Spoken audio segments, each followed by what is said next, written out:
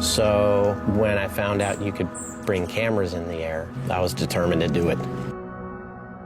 I've waited a long time for this moment. The favorites in our competition, Rob Harris and Joe Jennings of the United States. Now, the word on the street was that others had caught up to Joe's techniques, and I'll tell you what, Joe has taken it to another level.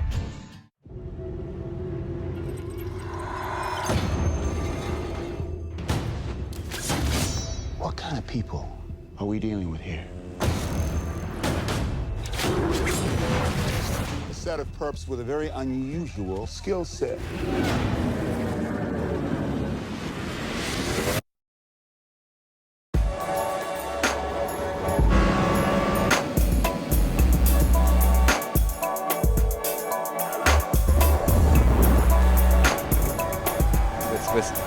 Going into skydiving, I'm going to ask you some questions. Yeah, for sure. Okay. All right. So what was the defining moment or experience that led you to pursue a career in skydiving? I mean, so there were a couple of different places in my life. I remember I was really into skydiving and into camera flying. When did you start? What year did you start? Well, I started skydiving in 85. Okay. With my wife, Sissy. It was her idea. Let's just go try it. You know, we both went and we did a static line jump.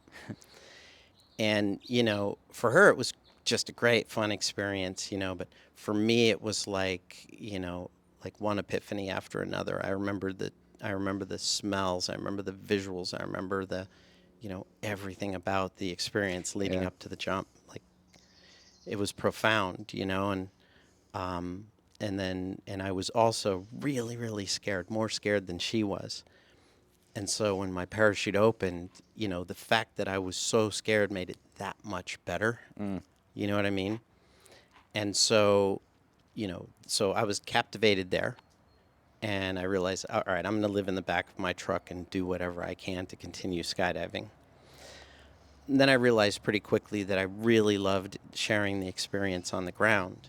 So even when I was a student, I think before I was off student status, I would duct tape a tape recorder, like a little cassette tape recorder, to my wrist and scream into it on the way down in Freefall, just to be able to relive it and share it. Yeah. You know?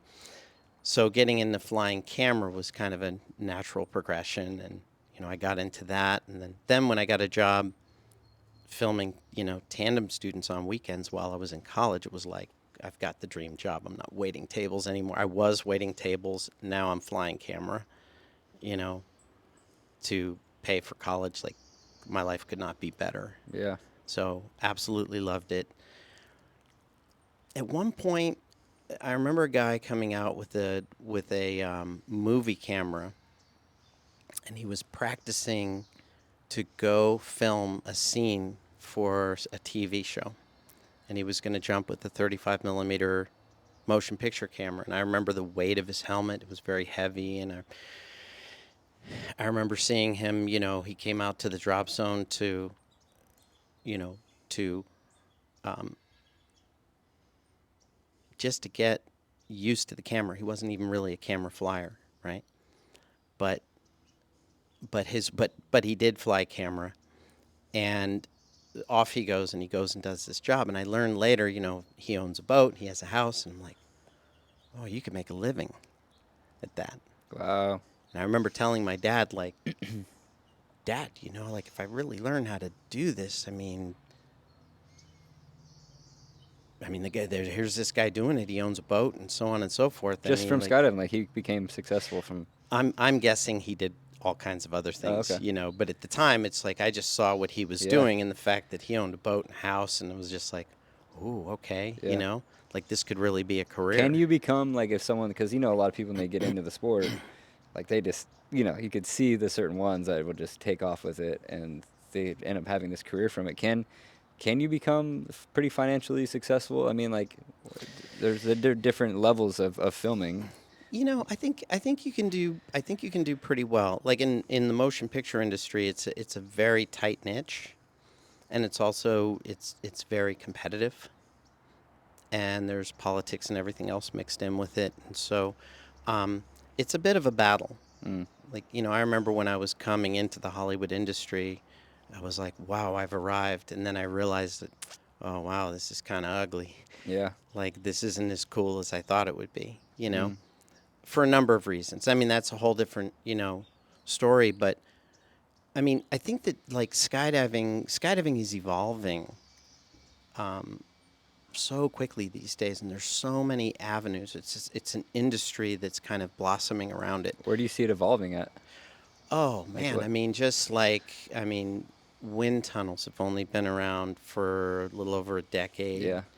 and the kind of flying people are learning how to do and what they can bring into the sky is just astounding. So I mean, that's a tool that we didn't dream about when I first started skydiving.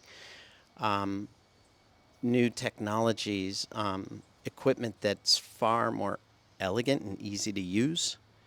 You don't have to go through a whole process of flipping over on your back and disconnecting things and then punching a reserve bag to save your life. You just, there's two handles that you pull in sequence. And, Yeah. so, the equipment is more elegant, it's safer, it's becoming sort of more mainstream. And I think the industry is growing as a result. The airplanes are faster, warmer, easier. We used to go up in Cessna's little 182s, without a door.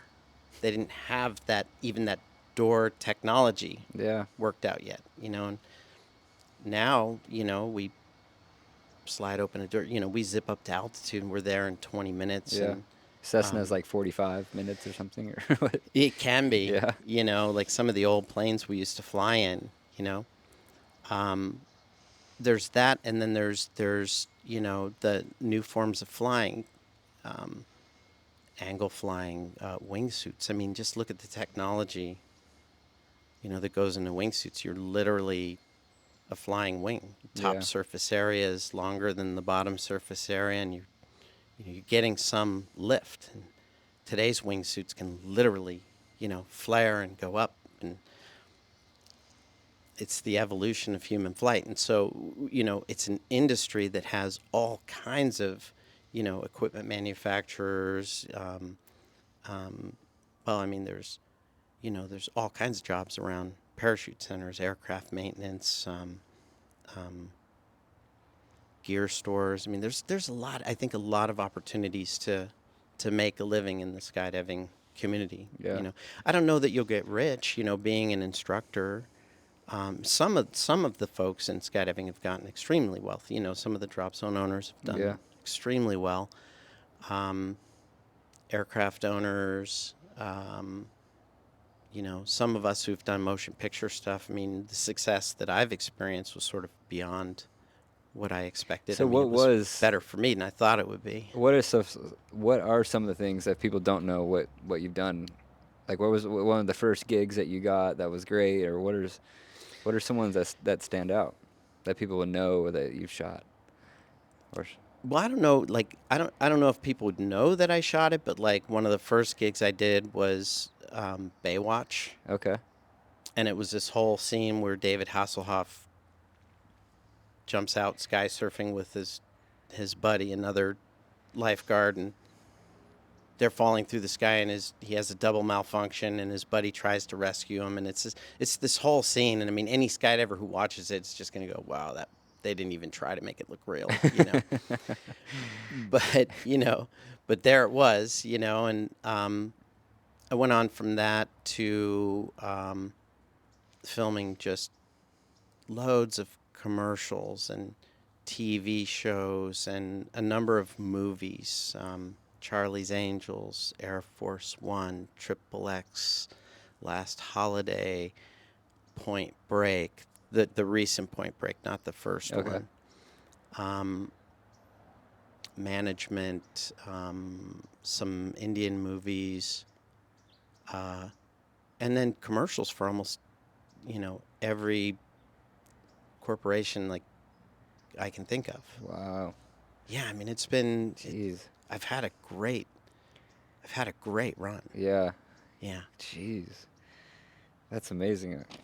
So, I'm sorry. no, good. You were asking, like, what was another defining Yeah. moment? Well, obviously, training with Rob Harris and, really honing my skills as a camera flyer. I mean, that was huge. And then winning the X Games with him now began to really open Won that. doors. What do you mean you won the X Games? Yeah, Rob Harris and I, the first Extreme Games, Was he doing the board sky sky surfing. surfing? And then it was Yeah. between. So explain, like, so sky surfing is between the camera flyer and the guy surfing, right? Is it kind of like a team aspect? Yeah, so the camera flyer counts for 25% of the score. It's interesting as freestyle and sky surfing and free flying developed. Pretty soon, the folks that put on the events and the judges realized that, like, presentation, the aesthetics of how something looks is pretty important. It's not just what the person is performing, it's how good does it actually look, And so there came a point where they would put out challenges like, okay, we're going to give high scores if you can add some three-dimensional movements. So not only are you chasing this person, but now you're choreographing some flight around them. So it requires both of you to communicate and to, just learn and just get better. And you're judged on framing and stability and everything else. Yeah. And I mean, that gave me something to just be entirely obsessed over. Yeah. And I went for it. And my partner Rob Harris, who was, just like, just a mind-blowing talent as a sky surfer. He and I won the world championship in '94, and then we went on in '95 to win the X Games, and that opened a lot of doors, right? Because back then, corporations were extreme was the big word back then. Yeah. So it was like extreme lemonade, extreme car, extreme bicycle, extreme cigarettes, you name it. Anything they were selling, it was all about extreme. And we had just, won the Extreme Games on a sport that was very visually compelling and cool. And next thing you know, it's like producers were like, can we hire you to, Let me just pause 1 second. Yeah. Joey, did you need something? Yeah, I did. Hey, how's it going? What's going on? I'm Joey. Joey, Hey, this is Joey. Preston. Sorry to interrupt for a second. Oh, that's all right. Nice to meet you, man. Say hi to the podcast people. Oh, yeah? Yeah, you're on. Yeah, you're on live, Joey. Yeah. It's live. Okay, sure. And we're back. And we're back. Hello. So remember what we were talking about? X Games? Yes. You and Oh. Rob Harris. So how it Yeah, how so it kind Rob of goes. Harris and I mean, Is he still around? he's not. Rob died in '95 when we were filming a commercial together up in Canada As you were filming? as we were A filming. skydive accident? Oh no. In '95? In '95. Yeah. Damn. Yeah. And things were just, kind of launching for us. Like, we had put in all the training, all the work. Yeah. And we just had this incredible chemistry together, and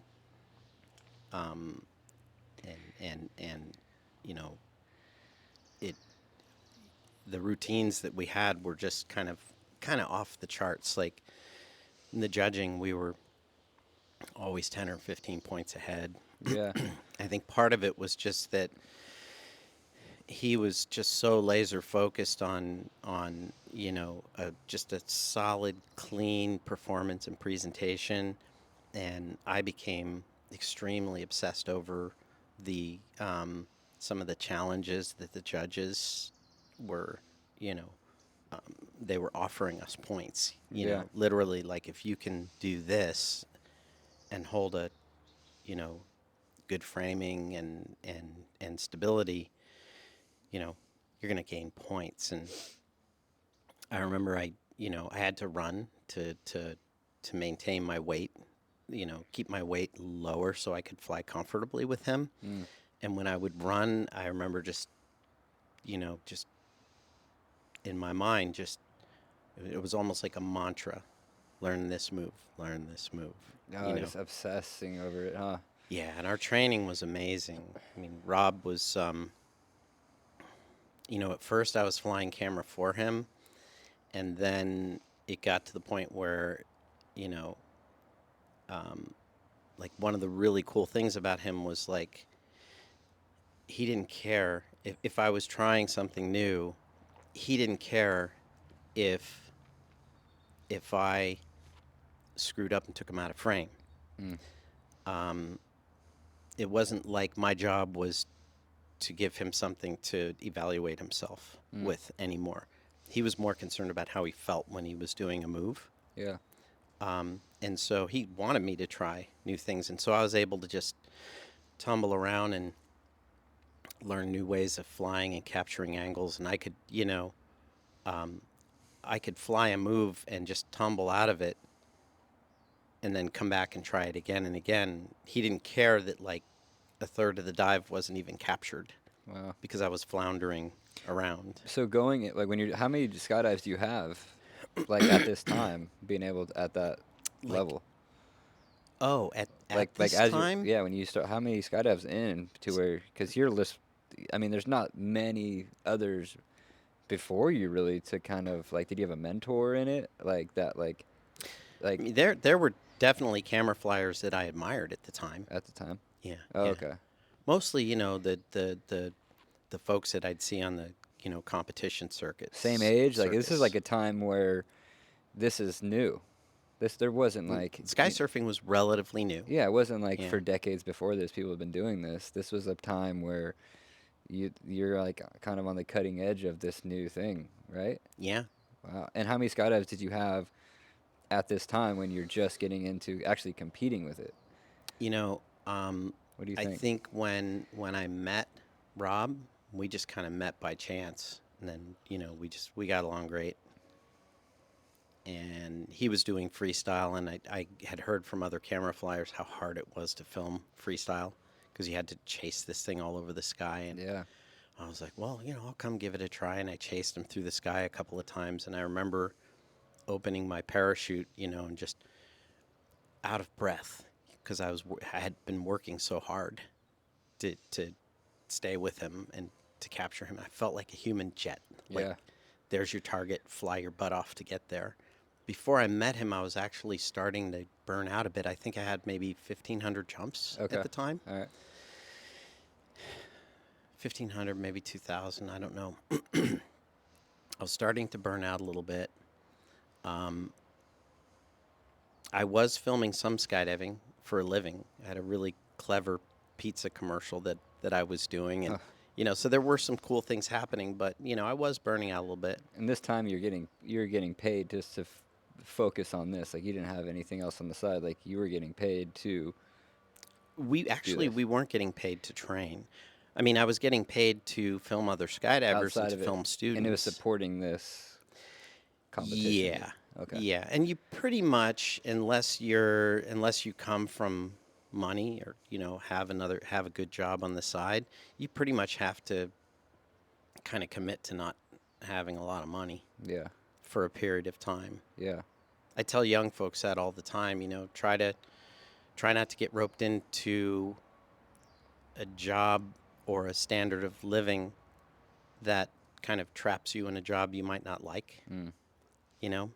If you're willing to make less money, it opens so many doors. Mm. And then you can make more money later. There's plenty of time to make money. You don't need to like get into your 20s and lock in a career and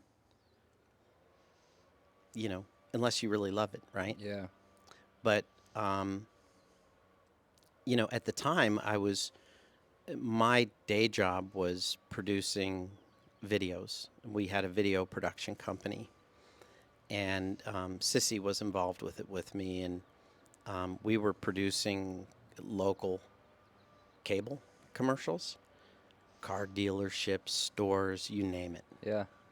And and it was a really, really good business. Like, it was taking off. We were doing really well. We had lots of clients all over the South Bay, this whole area.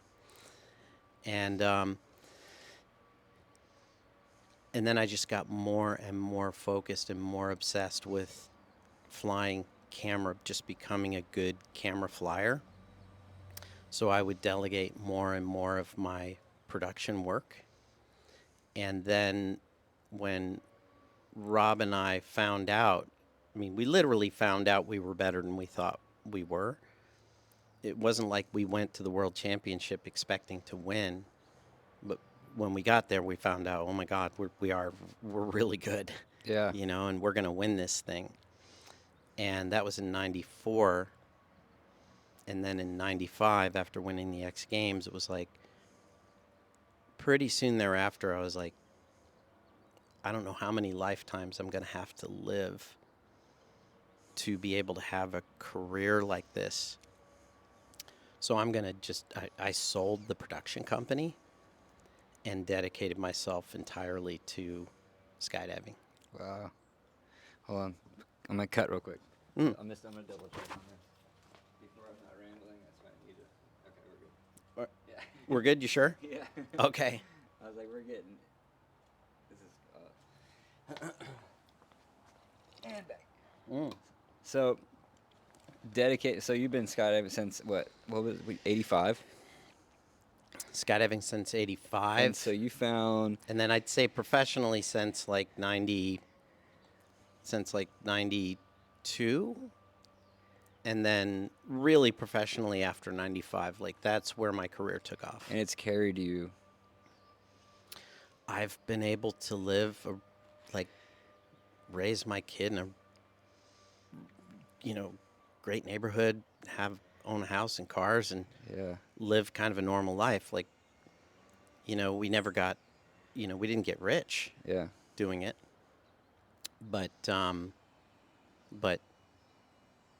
mean, Fulfilling. as a career, it's just like, to this day, it still does it for me. Like, I still really like it. You Yeah. know, I find it, refreshing and exhilarating, and it feels good, and I love doing it. Yeah, because I've taken time off. I've been jumping for 8, 9 years now, and it's kind of like something that a drug for sure. I was talking to a buddy, Rusty. Rusty used to work at Elsinore, did tandems and all that. Really Okay, good. yeah. Yeah, Gilland. Sorry, Rusty. I'd probably gotta watch this. Sorry, Rusty. Yeah. Yeah. But he's the first one that, like, when I talk with him, and he does a lot of the really high level formations and head up, head down, big stuff, and he was talking about to where he's like, you're so dedicated to lock in this big formation and get it right, because you see all these guys landing on their little canopies and kind of coming in if a little pissed off if they didn't get it right, and he's like, man, it just kind of took this fun out of it. And then he'll go back to other aspects of skydiving, jumping with new jumpers to make it fun again. But he was saying, like, it's such a drug, and to where you take time away from it, and it's really nothing else like it. I think surfing's pretty amazing. You get really Yeah, surfing's beautiful. That's definitely, like, just good for the soul, just good all around. Yeah, but with, like, Surfing's beautiful. skydiving, it has this whisper. It's like, hey, psst, like, remember how good it was? Remember how much fun you were having? Mhm. And I've taken some time off, time and time again, and then all of a sudden it just starts calling again. And Mhm. you actually gave me my canopy, the Spectre 135, Yeah. that I still fly. Oh, I awesome. recently got my C license too, because I Oh, wanted to get my pro rating congrats. eventually, so I can jump into stuff. Yeah. Perfect. But it's awesome to fly your canopy, because I kind of channel my inner Joe. Not the average Joe, as we were saying yesterday. So it's pretty Your cool. inner Joe. And I kind of That's brag about awesome, it too, dude. man. When I grew up, like, oh yeah, that's Joe Jennings' rig right there. Yeah, you Oh, get this how thing. cool is that? Right on. That's awesome. But yeah, I mean, I think it's like you have done a lot of different things and elevated the sport or been a part of really big changes in it. Like you've also have taken out objects, you know, and like you have taken what a whole living room set right out of to get that stable, and have driven cars to get them flying. Like talk talk about that. Like how is like what is when the first idea come to mind? Even just going onto the car, like, hey, like this is let's go and just drive a car out of the back of a plane and get this thing to work. Like how does that even start? You know, like I would tell you a couple things. Like I think skydiving, like anything, it can become repetitive and you can burn out. Yeah.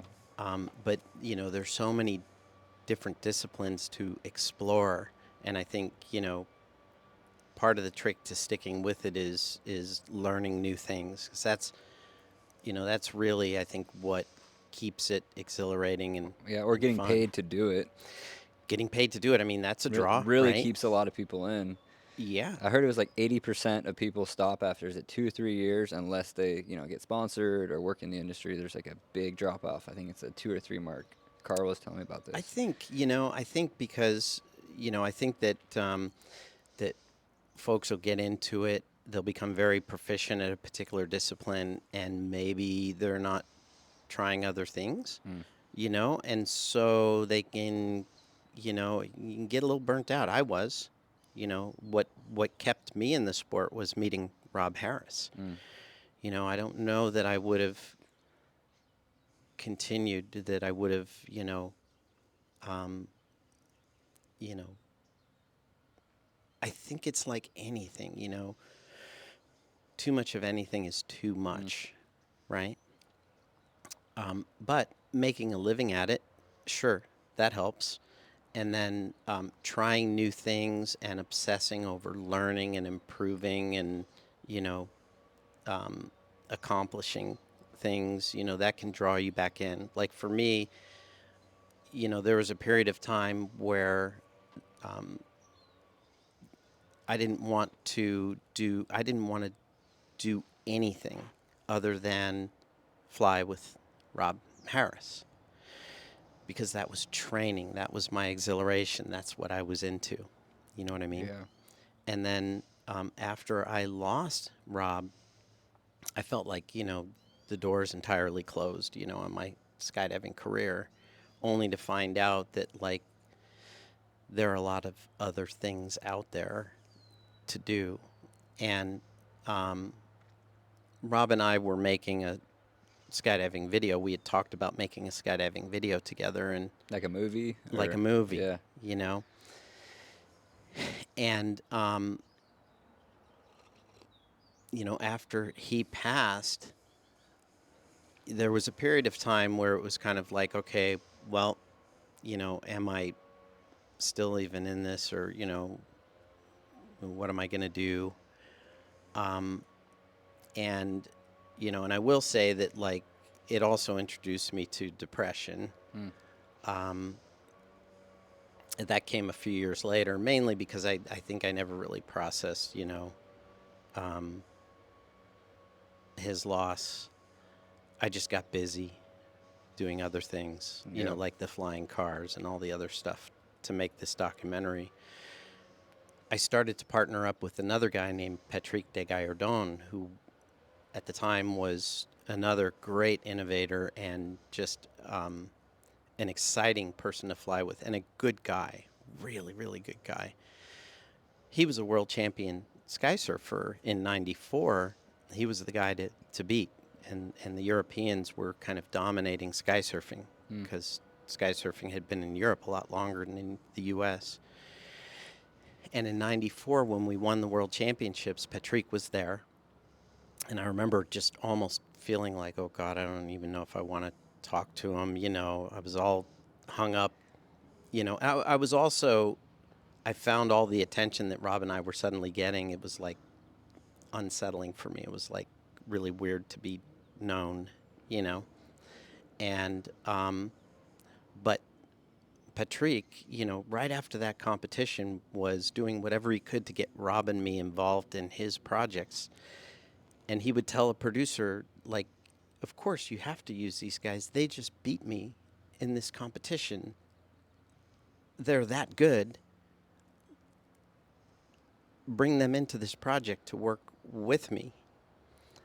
And what that said to me was like he was really into just doing cool things. It wasn't just about his ego, you know.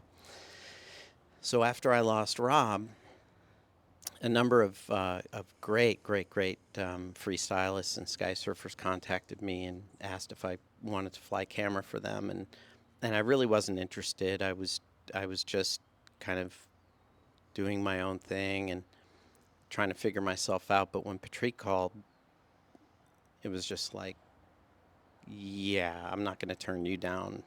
And so Patrick and I, we went and we did the '96 X Games together.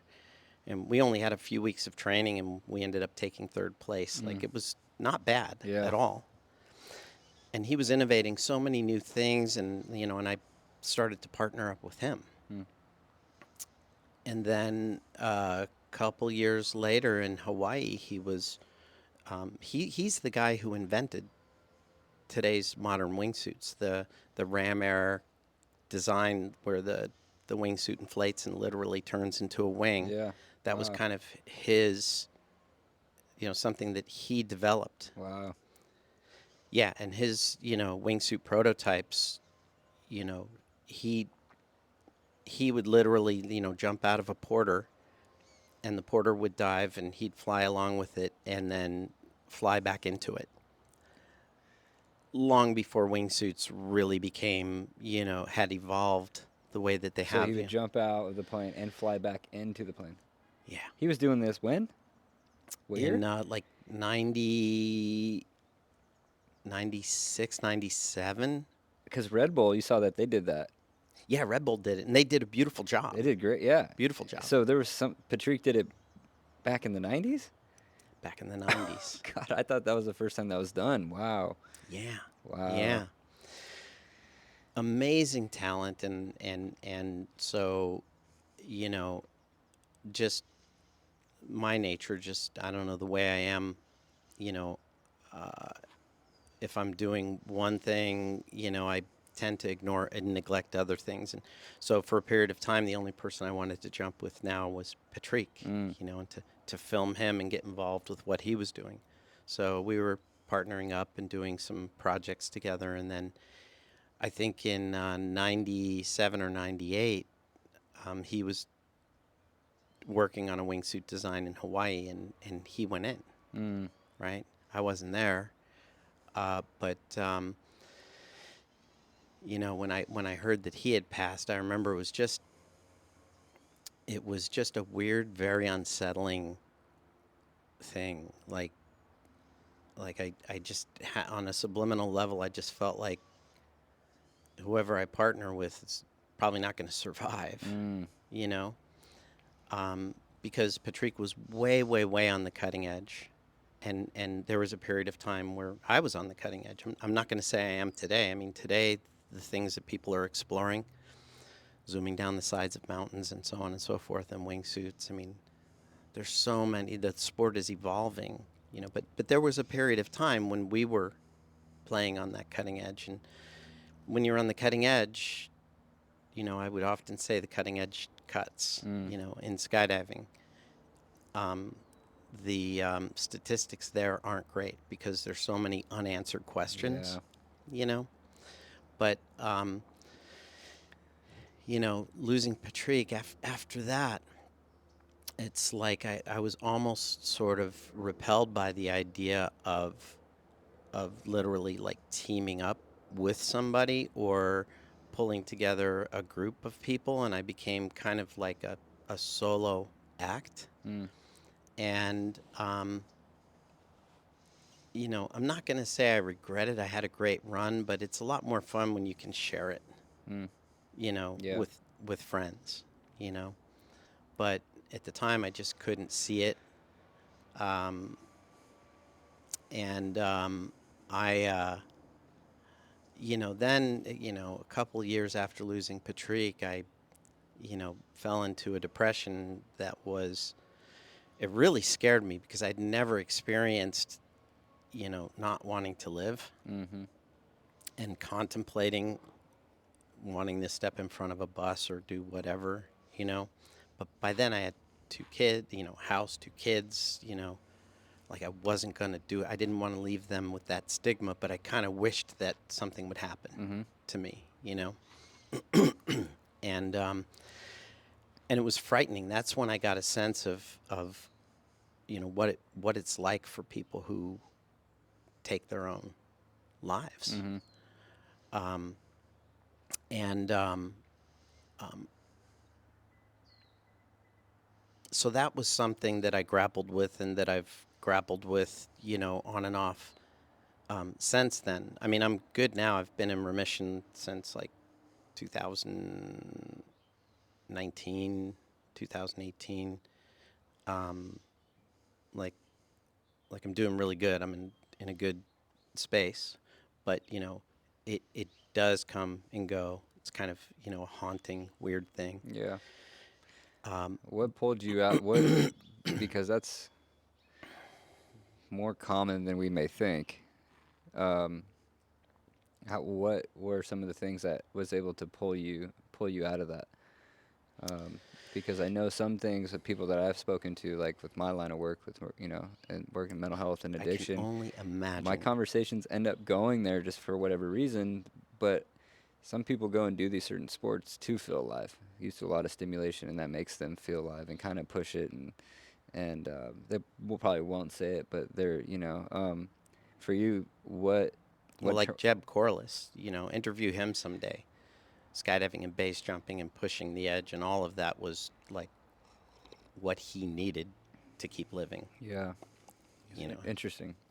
yeah, yeah. For some folks, I think skydiving can be a lifesaver. Yeah, you constantly see it in the maggot parachutists and stuff. That's how skydiving changed my life. What are some of the other things that shifted your mindset with that? I think you know, well, having 2 little kids, 2 boys, that was a reason to like, okay, well, I can't go anywhere. I'm not gonna end this. And then I also, for somehow, I used to call it like, it's almost like tuning in a faraway AM radio station. Like if you can tune into your kids' reality and hang out with them, it can be astounding. Like kids can also be a real pain in the butt, right? I mean, they're loud and demanding and unreasonable and all these other things. But if you tune them in, it's like you're in this world, and I could tell stories to little kids and their jaws would just open. And I think having kids and hanging out with small kids almost became like my new addiction, just running around with all these little people Yeah. for a period of time. And I think that that was another lifesaver for me Yeah. at the time. It's interesting, depression is one of those things, like when you're in it, you feel like how could this possibly have any value? It just feels empty and dark and worthless, Yeah.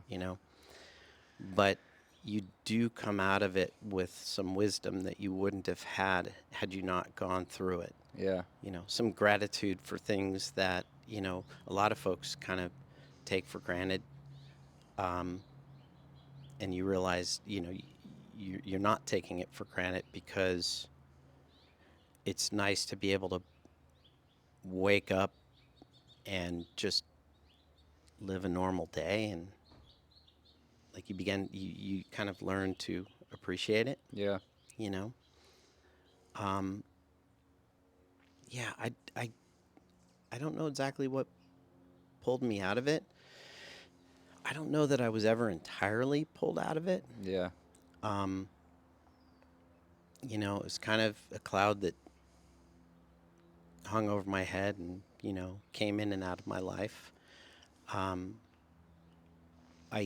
don't regret any of it, because I'm still alive and well and healthy and here and living a great life. Yeah.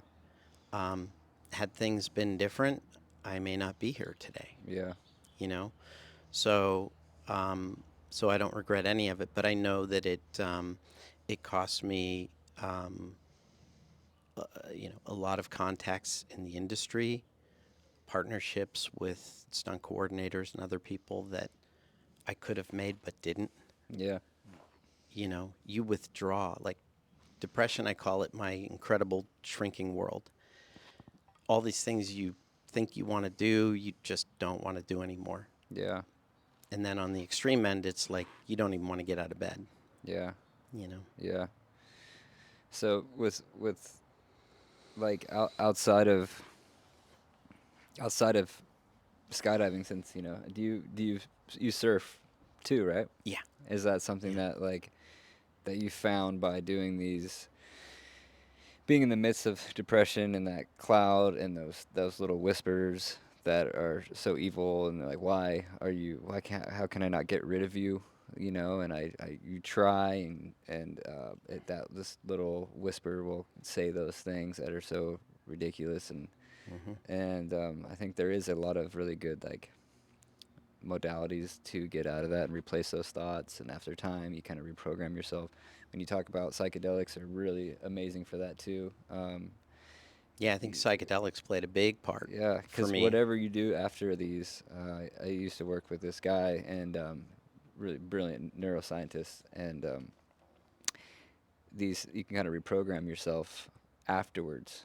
Anything that you do through repetition after these things can kind of reprogram your thoughts and all that type of, that whole path. But for people that don't want to go down that route, and replacing those things, well, these whispers will tell you that to go and do this, or you don't want to be alive. But if you can replace them with positive thoughts through repetition, you can start to reprogram yourself and find the beauty and all that stuff.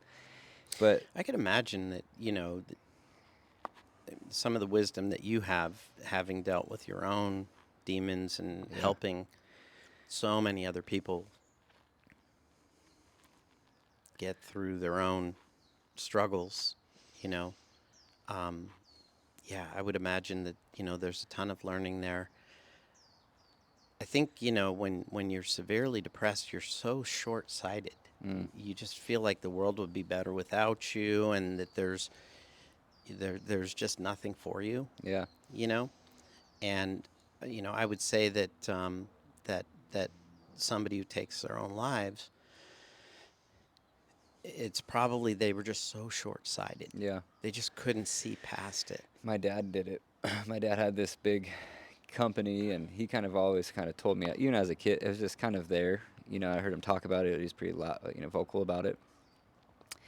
And he, in 2008, he lost a lot, that big crash in his business. He was so burnt out with it, and talked about it all the time. Eventually did it, and he ended up hanging himself Mm. because he lost everything, put his money back into his business, didn't have the spark for it anymore.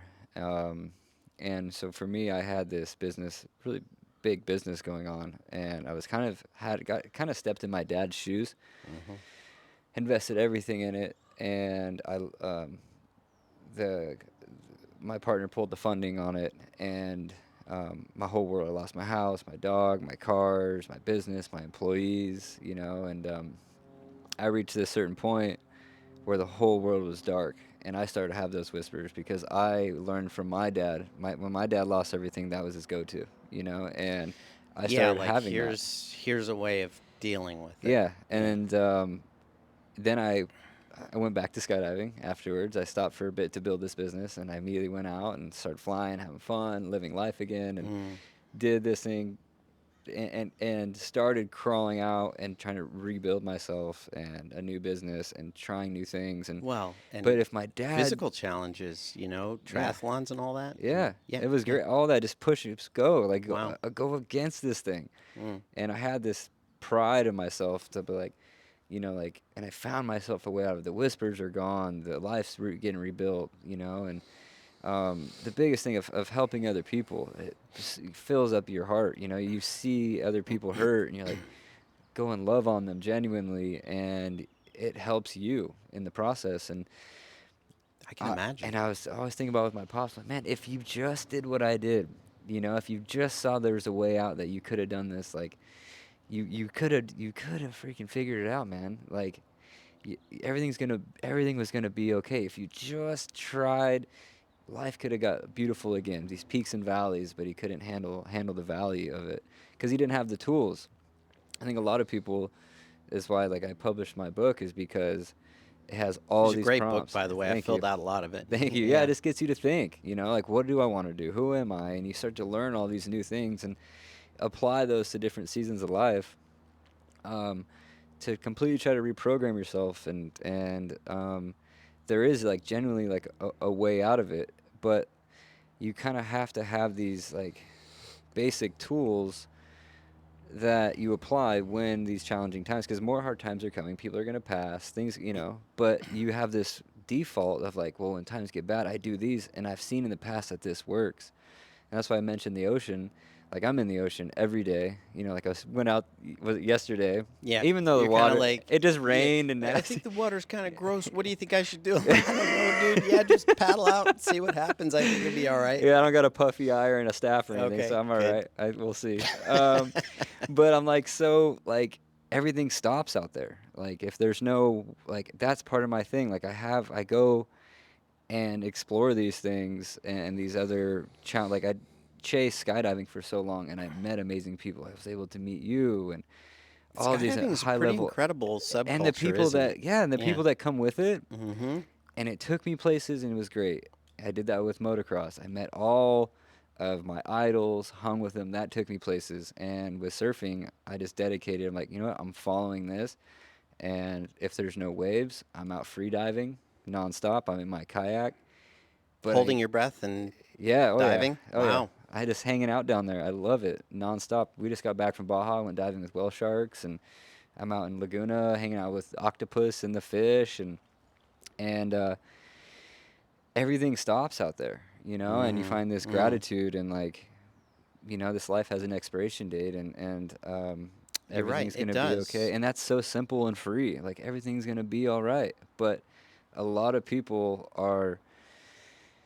don't see a way out unless they hear. That's why, like, podcasts are actually amazing, because you can kind of listen to people and kind of find ways out of that stuff, and trying to try new things, and you take these new paths, and along the way you learn, you meet new people, you get this spark that's worth living. And it's challenging, man. Like, a lot of people are in that space, but need to hear it Yeah. from someone else, that's like, For sure, for they want to sure. give up. Like I'm not a professional, Yeah. right? Like, so I don't consider my advice to be, you know, you know,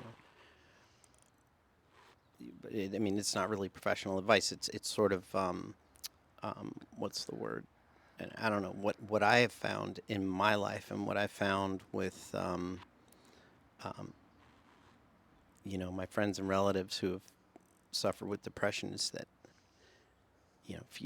if you hang in there, it always gets better. It does. Yeah. Right? And Yeah. so it's like, okay, When you're in the midst of it, though, when you're in the thick of it, you just, right? yeah, when you're in the thick of it, it's like, the world is a dark place, and none of the paths, no path feels doable, Yeah. or like it's going to work. None of it feels like it's going to work. Yeah. Sometimes it's just a matter of just understanding that taking your own life is just, you know, I'm not going to say you're a bad person for doing it. It's that, it's not about blaming the person, but it's understanding that, they just could not see past, their current reality. Yeah. And, one of the guarantees in life is that things will change. Yeah. And for you, it was finding things that, some of the physical things that you do. You're obviously a very physical person, right? So skydiving and scuba diving, surfing, free diving, it breathes life back into you. For somebody else, it might be drawing, or finding a new career, or, I can't even, imagine. There's probably 1,000 different ways for somebody to get to come out of it. But I think the bottom line is just like hanging in there. Yeah. I think that's kind of like the first step. Yeah. Like I'm just gonna hang in there. And then getting out of this, like when you're just sitting and this thing's racing, you know, and like talking to somebody, hanging out with people, interaction, and just calling, and just because the sitting in this thing is nuts. That's why doing these physical things, it will get it to stop. And I think that's what nature is an amazing place that people don't Yeah, use like enough. I think like with Epic Journey, what you're doing is just you're bringing people like they're probably dealing with with substance abuse, and then the coming off of it, you know, um, it can be painful. It can hurt. Being sober can be very painful. Like suddenly you're having to grapple with depression and other Yeah. things that maybe you were able to paper over with Yeah. whatever addiction you had, and I think that the approach like with Epic Journey is just it's almost like exposing kids to as many things as you can. Yeah. It's like See what just sticks. get Yeah. out Go. there. It may not make any sense to Yeah. you, but go out and do And then they some realize that things. we naturally produce great drugs. Just because you have to earn them. Like when you like the runner's high, you go and jump out of a plane, the ocean, all these endorphins. Like there's amazing drugs that you can feel so vibrant, but you just got to go earn these drugs. And Exposing. breathing techniques. Oh Yes, my God. I mean, there's huge, so much power in that. huge. So much power in Yeah, that. yeah, Yeah, yeah. absolutely. It's true. I'm gonna. But yeah, dude, getting back to, just shifting gears, my interest in objects, my interest in flying cars and things like Yeah. that, it really came down to Perfect. like, I was just gonna ask you a question yeah, leading up to that. yeah. I mean, you had asked me before, and then I just kind of went off, No, no. into, that's what I tend to do. But And I think, but with saying that, that is a way for people that are going to listen that do hear that, and I think it's so important to share it. yeah, It's I so mean, I important. think It's for me, relatable too. like that was my path. You Like think you're when the only one feeling like that, and you're like, no, there's some like high level, high achievers. So many people are struggling with it, and to kind of be relatable to it. So it's so much power in that. absolutely, Age, absolutely. no matter, it doesn't, I mean, I've worked with, going back on that though, I've worked with such high level people. I've just gravitated towards it because I want to be around it. I want to accomplish things, I want to make something of myself. That has to really enrich your life, right? Because Well, I get there you are wisdom. hanging out with these really cool people. But I know I'm a young pup. I've lived a life I gravitate towards people that are older because I've lived a life. You're a young pup, but you know you've been down a hard But I road. like listening, and I like asking questions because then every time I'm like, I think people need to ask more questions and not make assumptions. And there is so much wisdom from people that have more decades on you, more experience. And if you ask the right questions, you will hear the right answer. People that can be messengers if you're tuned into it. And Yeah. and with going into skydiving, I gravitated towards the guys that were the best. Like with Sebastian Alvarez, I wanted to get coached, but I was like, hey, I'm gonna pay you because I want to hang out next to you.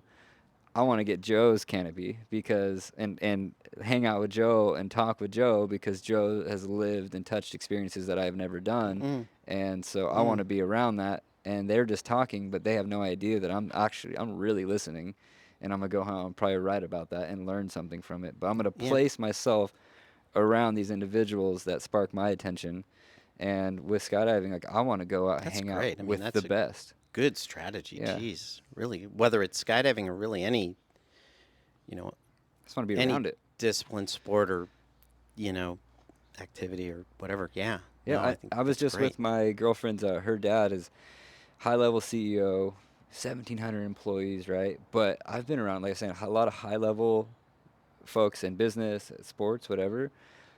But on the business aspect, I respect that, he is able to go and have this all this pressure, yet have a great family, and he scuba dives and skis and travels with all that pressure around it. And with this path that I want to take, I'm like, that that is someone that I want to sit and talk to. I just want to be around that. Like with Carl from Skydive Elsinore, became like a father figure to me. Now, Carl's a pretty remarkable human yeah, being. he's stuck with me. At first it was really hard, Yeah. and then now he's stuck. I'll Is just that show up right? at his house. Yeah. That's I'm like, great. hey, I'm out I front. wish I lived closer to him. He's a guy I love hanging out with, whenever. He's got a groovy way of doing He shit. does. You He know? does. He's just, and I remember him, back in the day, he was just like this, and still is, like, just kind of this stud cowboy. Just Yeah, right. Carl is Carl, but he's also dad at the drop zone, Yeah, right? for sure. And so he's there, taking care of things and people, handling things a lot of us don't want to deal with. Remarkable guy. I remember, even when he was in the throes of his Parkinson's and he was stooped over and his body was falling apart, like he Folded was, in half walking. yeah, and yet, on so many levels, he was still just Carl, and then what's amazing to me, and I tell this story all the time just because it just blew my mind. I had been away from the drop zone for a few months. That's the nature of my work, right? Sometimes I'm working other places and I'm just not getting out to Elsinore. Yeah. Elsinore's my home drop zone. That's my family. That's where I go. But I was away from the drop zone for a few months, and I remember I was on a job and I'm running to go catch a plane, and I look across the drop zone and Carl's standing there with a few people. He's got a big smile on his face. He had gained like 40 pounds and he was standing straight up and he's waving at me, you know. Like, what what happened? Yeah. And ultimately he had explored everything. Like, he just decided to do everything he could possibly find to treat his Parkinson's, and ultimately he found this new form of deep brain stimulation. This stimulator that's controlled by a Bluetooth device that kind of helps direct it and find a sweet spot. And next thing you know, I mean, he's jumping over fences now. He's like, he just blows me away. Yeah. And I find myself when I talk to him, I'll call him before I make a move or I do a thing, like, or call him about complaining about something. And then I'm like complaining. And then I'm like, listen to what the challenges that he's overcame and the way he does it. I'm like, oh shit, like this really isn't that bad. But You definitely can learn from it. yeah. Like, he doesn't make a big deal out of it. Right? And I think a lot of people, and that's part of why, like, if I do my own podcast, I really want to call it Ordinary Extraordinary. Yeah. Because, whatever we do in life, that sort of becomes our normal. So it becomes like, it's not that big of a deal. Like, even the president of the United States, that becomes his normal. He wakes up, it's his normal. It can't be extraordinary all the time. You know what I mean? But yet they are extraordinary people. You Yeah. know? And Carl just kind of carries on like he's Carl. Yeah. But, he is extraordinary, and there's a lot of wisdom kind of baked in there from what he's been through. Yeah.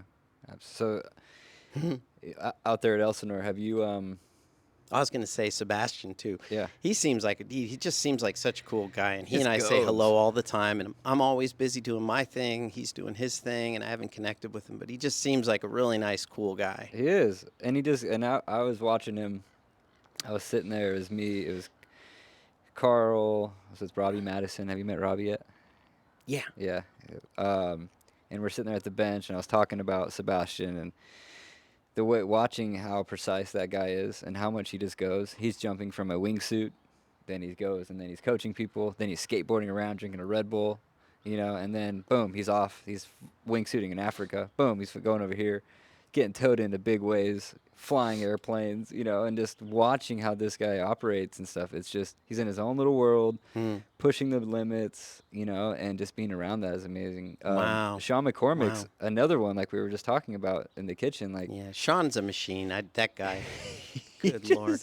You know. You know, man, like it's just he just goes, man. And I Yeah. see him on Instagram, and I see all these things. He just every He time posts all man, I these just, videos and it's like, hey, wild ones, hey, well, you know, and it's like, I don't know how everybody wild we are, you know, but it's like, Yeah. yeah, he's pretty wild. Yeah, it's inspiring. Like, man, I gotta get off my ass. Look at Sean out here, man, just getting it, doing Yeah, this. You know, he just totally. goes.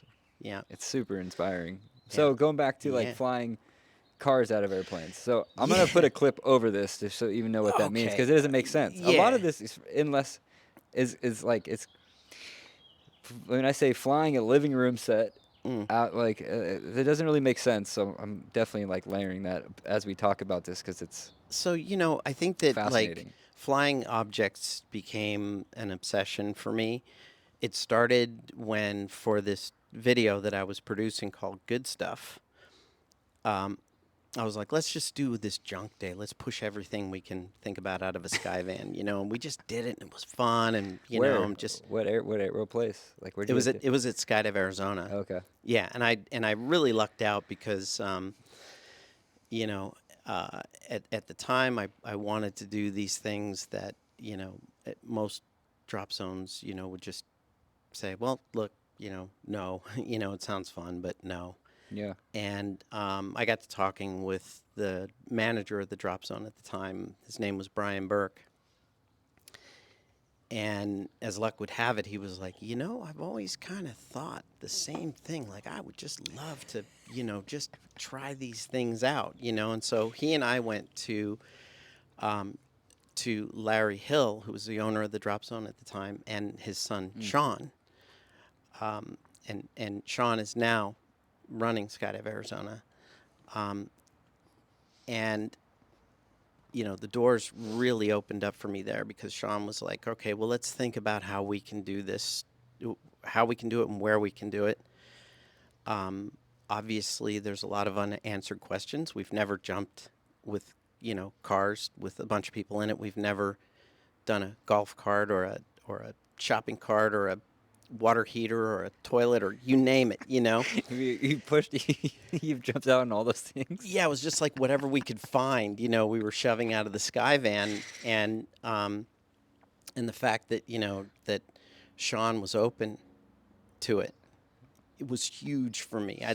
You know, he's a pretty impressive guy. Like he knows aviation. I mean, if you ever go to Skydive Arizona, it's an impressive. That's what I heard. It's a really, really impressive company and all the aircraft he maintains. Like he knows his stuff, but he also has an imagination and he's willing to do things. You know, so he's allowed me to do a lot of things that otherwise I would never have done. But anyway, he was open to the idea and he was like, well, look, it's cool, we can do this, but I'm going to need to fly it. You know, I want to make sure we drop over the right place. So different things, right? So we put as many, you know, safety parameters into it as we could, and we went out and we chucked all this stuff out of a plane. It was super fun. Got a lot of fun footage. We found out that cars, you know, come out of airplanes, and because of the big surface areas they don't fall down the pipe. They fly all over the sky, and they're very, very efficient at tracking. So you have to learn to dodge them. You know, one of my camera flyers on the very first car, a guy named Olav Zipser, who's an extraordinary flyer, couldn't get out of the way of one of the cars, and it just ran him over in free fall. Oh wow. Yeah, and he was really lucky because it was tracking at him, and then it kind of it tilted up as it was about to hit him. So now all the air is pushing the car the other way. So it slowed it way down and didn't hit him at 30 miles an hour. Jeez. You know, it kind of just bumped him. Yeah. But anyway, you know, we get down on the ground and I put it together, you know, it's cool and fun. But what I realized looking at the footage was like, there's like a lot of data here. Like there's a lot of information here. Like, this thing is falling like this. It's probably because of that. Here's how these surface areas respond to terminal velocity, you know? And it was like just goofing around with these objects and then looking at it again and again later as I was editing it, it was like, oh my God, this is amazing. You know, it's not rocket science, but it's science. It's fluid dynamics, you know. And so I kind of became obsessed over like, okay, not only like how can we, you know, just shove something safely out of an airplane, but like how can we get it, like a car, for example, to stay wheels to earth? Like, can we figure that out? Can we change the bottom surface area of the car so it spills air in a way that if we get it out at the right speed out of the plane, that it'll literally get on the relative wind and settle into staying wheels to earth? And, you know, there was that, there was laptops, there was full computer systems, there was, you know, an entire Freefall living room. It was like there were just so many things that we could explore. Yeah. Like my first Freefall living room was just a big steel I-beam with stuff attached to the top of it. And, you know, the first one came out of the plane and just tumbled, and we adjusted a few things, got the second one out right, and it stayed upright the entire dive, you know. It was so rewarding. So before you go and push a whole living room set, Yeah. you know, when you nail it, are you getting people in the back of of the plane? The back drops down. They're sitting in the couch, and some guy. It's on wheels, It was on wheels, yeah. and you guys are pushing it out, and then it worked. The first time, did it not work when you pushed this thing out? Have like Yeah, the first time it they're didn't hanging out on the couch work. all of a sudden? Well, we realized, you know, we watched it tip out of the airplane and it was already in a tumble. And you have something that's like 1,500 pounds, and, you know, you build it so it's heavy on the bottom and then the top is light. You think about a badminton birdie, Yeah. right? Light on top, a lot of surface area, so it kind of wants to catch, but heavy on the bottom, right?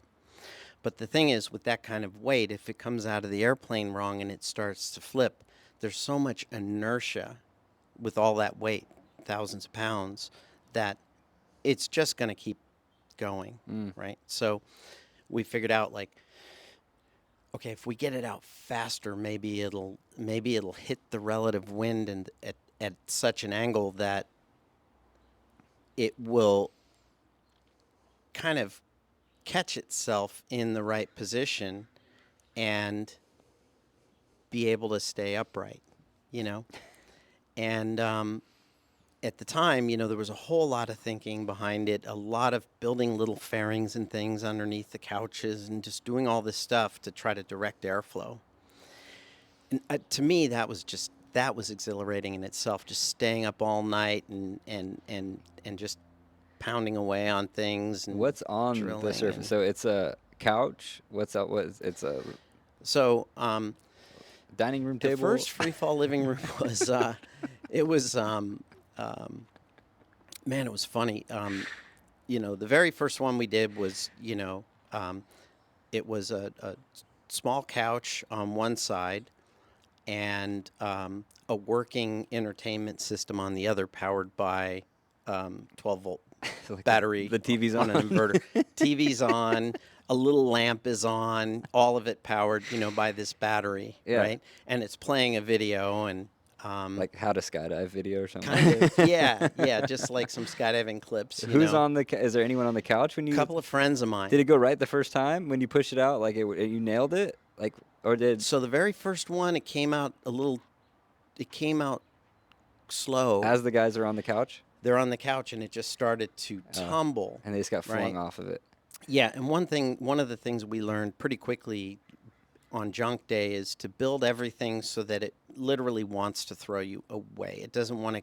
The centrifugal force doesn't want to keep you in. It wants to throw you out, which is a lot safer than something that begins to spin and pins you.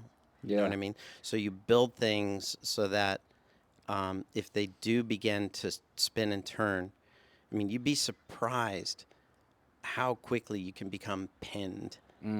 And how strong those forces can become when something either starts tumbling or spinning. You can get stuck to it almost. If you build it wrong, Yeah. then you're stuck in it. But if you build it so that you really have to hold on to stay in it, Yeah. so you're never really in it, you're sort of on it. Yeah. And if it begins to really freak out, it tends to want to throw you away from it. Okay. And then you track away, and, Yeah. and that's that. So the first, living room comes out, and these guys just, they're just holding on, and it's tumbling, and, I mean, it was cool, but it wasn't the shot we wanted. We Yeah. wanted it, an living room. Generally, living rooms like these chairs that we're sitting in are right side up. Yeah. And for the purposes of making a cool video, I wanted the living room to be right side up. And so the answer literally became, all right, how can we get it onto the relative wind quicker? And so one of the pushers on that we brought onto the aircraft for the second one, he was a rigger, but he was also like a former U.S. water polo guy, a monster, huge guy. And, he put his weight behind it, and that thing flew out of the plane, just boom, straight onto the relative wind and settled into this beautiful free fall. Yeah. And it was like success, and the beauty of that is it's like, you have a successful drop like that, whether it's a car, a living room, or, again, shopping cart, laptop, you name it. It's like you're kind of riding high for days afterwards. Yeah. It just feels that good. Yeah. So that's kind of addictive in itself. Yeah. And I've become addicted to that. And so we get this living room out, and at the time we had already thrown a number of objects. Brian Burke was always on the ground making a call. Okay, looks like you're in a good spot to drop. Sean Hill is dropping these objects. He has it dialed in. He knows what he's doing, the throw, everything else. How are we going to get this to, hit out in a field, safely away from anything else, right? And so, but I think on this one, Sean and Brian were messing around, and Brian was like, just drop it right over the top of us. Let's see what happens here. And Sean's like, okay. And he let it go. And that living room landed about 50 or 60 feet away from our ground crew. Oh, jeez. Amazing. Amazing. You just watch this thing hit the ground. Like, I've got the footage. You can include it in this. Yeah. It's really cool. Dang. Really cool. This free fall living room, it stays upright, and the guys are on it. Invariably, these things start to rock. Like if you think about an AFF student, if they put their arms and legs out and don't move anything, they don't make any adjustment, they tend to do this, right? The reason we don't rock back and forth is we're constantly making little adjustments, right? So muscle memory builds up. Well, an object doesn't have that. So they tend to kind of begin to build up a rock. And this thing had a little table in the middle of it with a phone anchored to it, and the phone starts whipping around and in front of the frame. And I mean, you're going to love the footage when you see it. It's funny, And then it lands really close to the crew on the ground, and just incredible. It became the opening sequence for my movie, Okay. So it was just this funny sequence, but it was also kind of technically advanced as far as objects, and nobody had done that Yeah. before, and getting cars to fly wheels to Earth. Nobody had done that before. Yeah. And really, as far as I know, nobody else has gotten a car to fly wheels to Earth. I mean, the only other car that I wasn't involved with, Steve Curtis, who's like, I would almost venture to say like he's a partner to me in skydiving. He's a brilliant skydiver, and he's got a good head on his shoulder. Technically, he's a great builder. He has a great work ethic. One of the, just when I started working with him, I was like, oh, that's it, man. I'm in. I'm going to work with this guy. and we still do things together. But where the heck was I going with that? Oh, there's just, there's so much building, so much guessing, and Yeah. then there's sort of organic knowledge and intuition Yeah. that comes into it. We did a car recently. There's a documentary right now, like kind of a movie documentary these folks are doing about, me, my life story and my career. And there's a young producer who I really liked, and his curiosity was great. He wasn't trying to paint me into being something I wasn't. So I gave him the rights to my life story, and he went out and he sold it. He got funding, and they asked, like, what do you, if you could do any project anywhere in the world for this documentary, like, what's your dream project? We're gonna fund it. Mm. And I was like, I want to go to Arizona, and I want to make like the perfect flying car, because all of my cars, we know how to make them wheels to earth, Yeah. but they almost invariably, get into this heavy rocking, right? And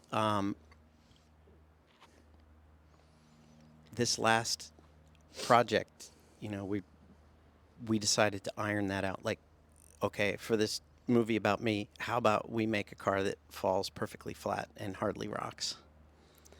And that was sort of the challenge. And we went out there, and dude, we stuck it. We got a car to just go. First try? Hmm? Was it first try? No. First try was rock, rock, rock, rock. No one in it. Tumble. Was anyone in it? Jumpers in it. Oh, jumpers in it. Jumpers in it, and they got thrown. Oh, okay. And so then it was like, oh God, back to the drawing board. And I remember thinking to myself, like, here's this documentary about me, and like, we're not, like, I really want to deliver something extraordinary and cool. Like, it's kind of like a little trademark, like this me, like, you know what I mean? Absolutely. Like, I wanted it to be good. So we went. Our problem was that using the Skyvan, we were limited to size, the size and weight of the vehicle, and the cars that we had chosen, there were these Toyota Corollas, small enough to fit in the Skyvan, but heavy, and we couldn't build enough into it because they become too heavy too quick. And so what we did build into it was not enough to keep, it just wasn't enough to do the job. And so we shifted gears and bought these, tiny little Honda Civics, and then really built the surface areas and everything out to be as perfect as we could possibly imagine. And then that car we pushed out, and it literally just sat there. Like, it was beautiful. So it was beautiful. So you're filming it, right? I was filming it. Yeah. So this cars. So how does the physics behind that? So the car is like way more heavy than you. Are you sit flying to keep up with it, or are you belly because? So this was kind of like, this car fell somewhere between, like, the first car was full on free fly, very very fast, head down. So you were filming it head down. I was filming it head down. The Okay. first car was, entirely head down, and it went and did flips. It was a very, very heavy car, and because it wasn't sitting flat, a car that's flipping and turning, its surface areas become a lot smaller, and it's very heavy and just, So you're in, I remember, like, I came out on my belly, and then quickly it became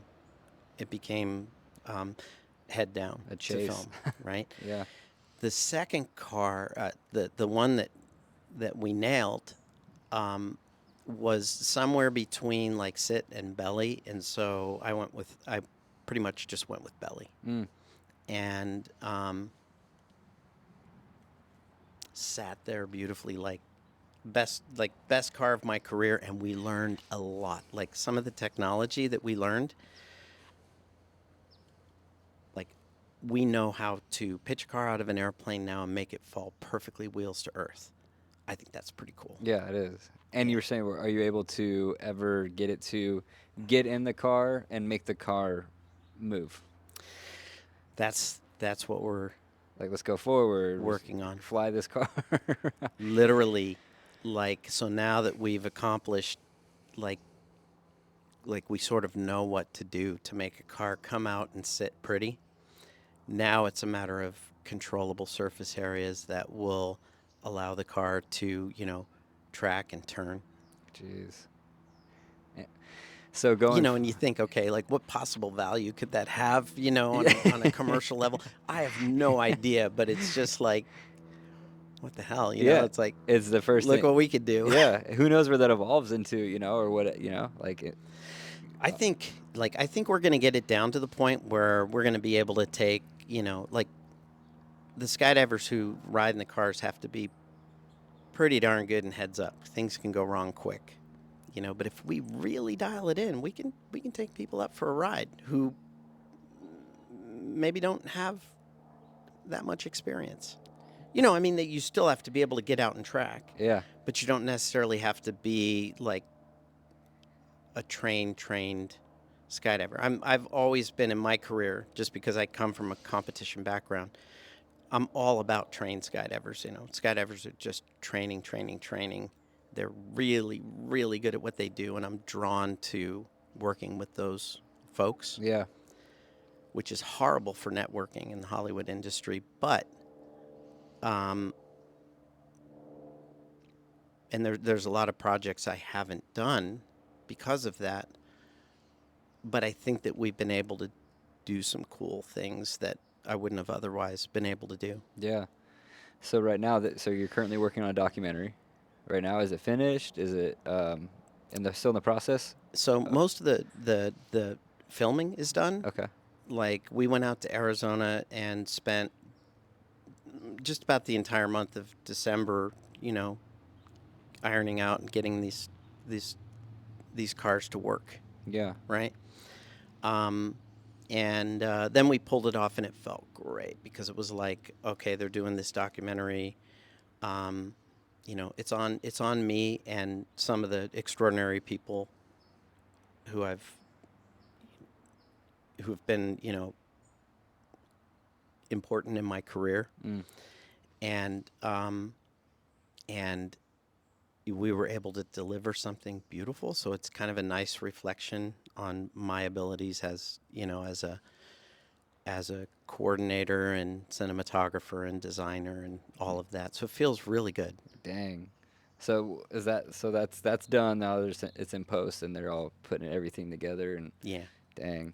Yeah, they're putting it together, and they call me for footage and stuff, and I'm Do you have a sending it to timeline them. when it's coming out yet, or not? You can't say yet. They're talking about like June, Okay. May or June. Where can people go and see this?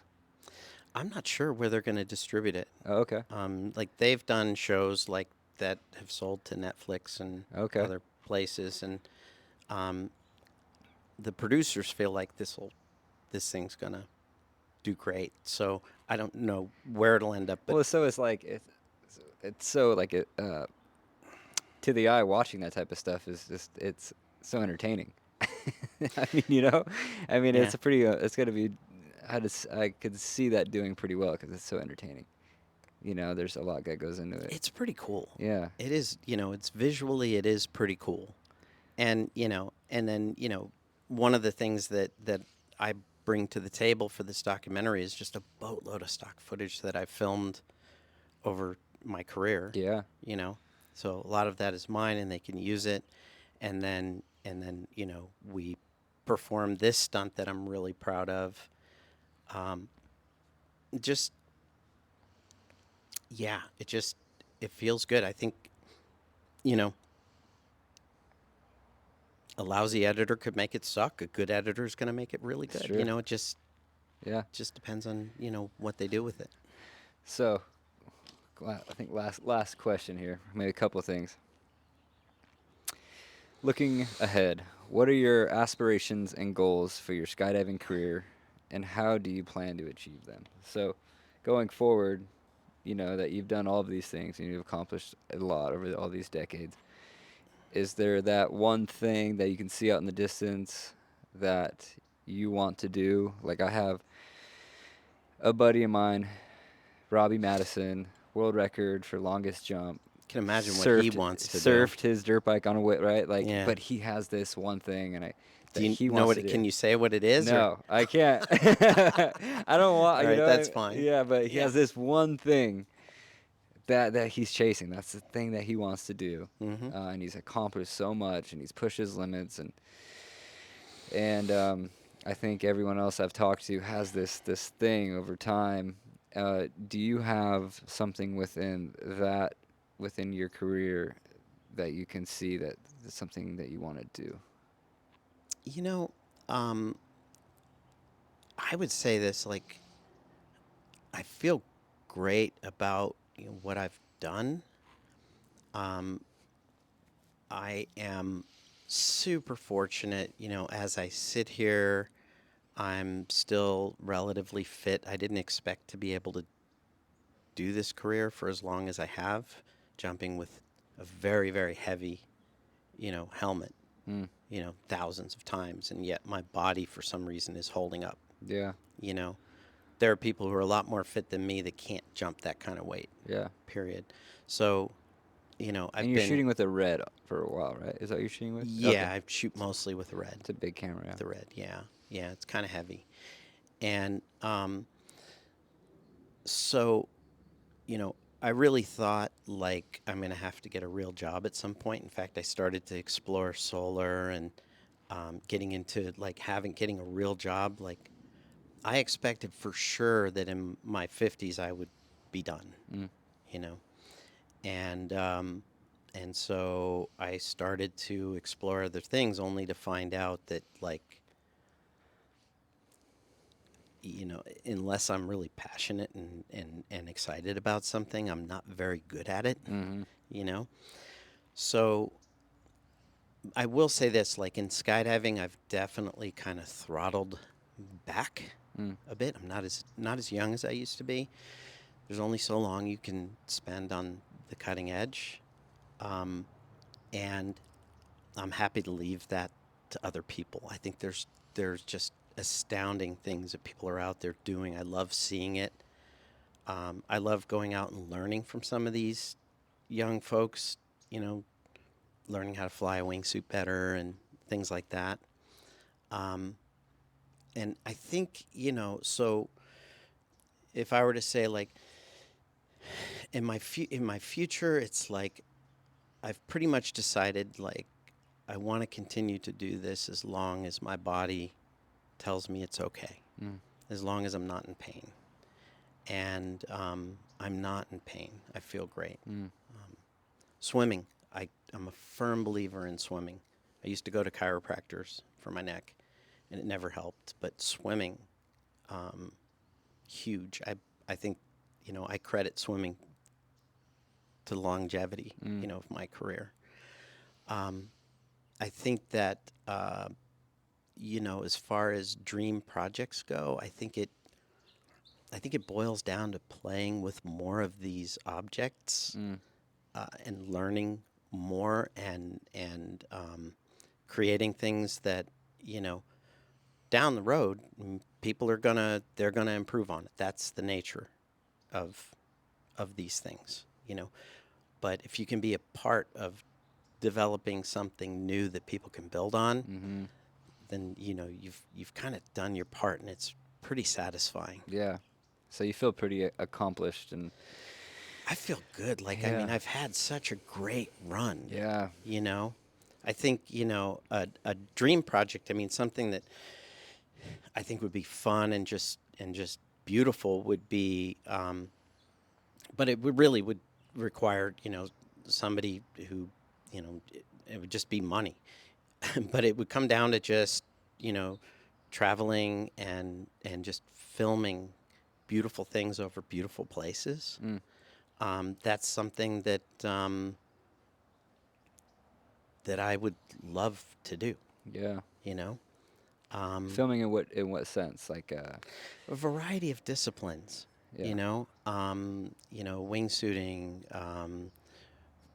freestyle, maybe even some sky surfing. Mm, Sean McCormick is one of the few people Yeah. I know who is still just killing it. You don't really see that. It's very there's like it's not You don't see much of as it. mainstream. You know. Sky surfing is really hard to learn. Mm. People were very drawn to it back in the day because it was generating so much attention and everybody was I excited. saw Rom with the skateboard with you. You know. Yeah, Rom, right? Rom's sky skating. Sky skating, exactly, exactly. Yeah. You know, but as you build up to bigger and bigger boards, it it it's just a difficult thing to get into. Um, you know, whether or not it comes back, Yeah. I don't know. Yeah. But now, right now, it's just there's not a whole lot of people doing it. But like a guy like Sean, it's like, man, I want to get back in the air with him. Yeah. And film more. I've filmed some really beautiful things with him before. He's a terrific athlete, and you know, I hope I can you know, fly with him more in Yeah. the future. I have something and want to see if you think this would work. And I've Okay. brought it up to people. And so it is, I haven't seen anyone, you know, with this. Like I say, you have a surfboard, a smaller board attached to your feet, you know, kind of like with either they're surfing at Nazare or these big waves. But you jump out, pull your parachute, but you have this attached. And you could go, you know, on a big wave or whatever it is, and you come down the line, cut away, land on the wave, and surf it. Do you think that's possible? I do. I think Joe it's says it's possible. I would love to do it. I've been talking about that for years. Dude, I think it's possible. You know, And I haven't there's seen. so many variables, right? Like, what is the swell doing? Where's it breaking? Yeah, it's you know, blah blah timing blah blah and- blah. yeah. Right. So, I can't imagine like it'd be something that you just hit whenever you want. No. You almost have to dedicate a bunch of time Yeah. and energy, and resources. You know, you're going to need somebody to pick up your That's a serious. shoot and et cetera, et cetera. Yeah. But I think that's a very cool idea. I mean, I'd watch that. You know. It just made sense. So, all right. Well, Joe, I think, you know, unless you know anything else, and before I go, I want to, you know, you've lived, and you lived an amazing life, pushed the limits, accomplished a lot, you know, gone through peaks and valleys. Man, I talk about you on a regular basis. You know, I think a lot Cool. of us don't Thanks. really know what we look like from our point of view, but from the other side of the street. We don't, because no matter what we do, it becomes just our regular day, right? Yeah, it's just part of the norm, and Yeah. you're an extraordinary human, man, and certainly not the average Joe. You know, so, you know, anyone listening, they're probably gonna be super inspired, you know, and probably relate to a lot of the hard times, you know, and probably have dreams to, you know, to take a path maybe similar to yours, or I think a lot of what you touched on is really inspiring, and I appreciate it. But if you can give from your well-lived life, you know, in some whatever comes to mind of something powerful that you have learned that has carried you through life, that to make it like very purposeful and meaning. Is there anything that, you know, your core that you kind of stand by, and you know with I chasing mean, your if I were to, you know, kind of put some of this into a nutshell, you know, I would say that, like, you know, I'm really I'm truly grateful to have the life I have. You know, to be in a marriage that feels great, to have kids that are awesome. You know, two huge kids are like my bodyguards. You Yeah. know, but they both have, you know, just they're just really kind-hearted young men, and I feel really good about that.